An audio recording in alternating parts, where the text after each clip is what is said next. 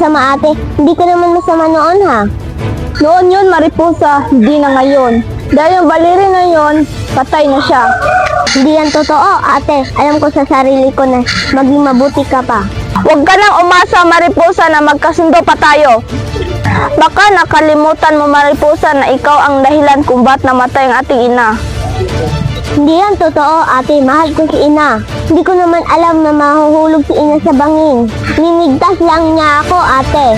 Ganun pa rin yun, Mariposa.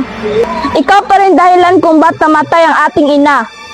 Malas ka pa rin sa akin, Mariposa.